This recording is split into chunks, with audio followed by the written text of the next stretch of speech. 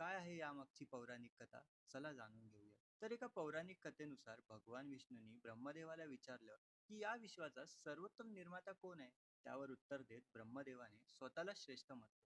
ब्रह्मदेवाच्या उत्तरातील अहंकार आणि अति आत्मविश्वासाने भगवान विष्णू क्रोधित झाले आणि ते एकत्रितपणे चार वेदांकडे गेले. वेदांना प्रश्न करताच ऋग्वेदाने उत्तर दिलं की शिवच श्रेष्ठ आहेत. ते सर्व शक्तिमान आहेत आणि त्यांच्यात सर्व सजीव सामावलेले आहेत. यजुर्वेदाने उत्तर दिलं की ज्याची आपण यज्ञाद्वारे पूजा करतो तो श्रेष्ठ आहे आणि तो महादेवाशिवाय दुसरा कोणीही असू शकत नाही. हे ऐकून ब्रह्मदेवाचा अहंकार वाढतच गेला आणि ते जोरजोराने हसू लागले.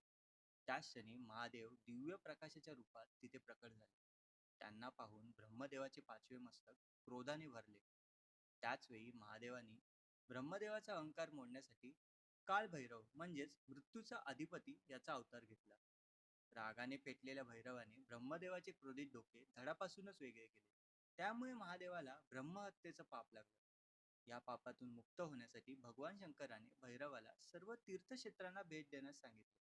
पण जेव्हा ते काशीला पोहोचले तेव्हा ते कायमस्वरूपी तिथेच राहिले. काशीमध्ये ज्या ठिकाणी ब्रह्मदेवाचे कापलेले मस्तक पडले त्या ठिकाणाला कपालमोचन तीर्थ असं म्हणतात. असं मानलं जातं की जो कोणी काशी यात्रेसाठी जातो किंवा तिथे राहतो तो कपालमोचन तीर्थाला अवश्य भेट देतो. तुम्हाला ही कालभैरवाची कथा माहिती होती का?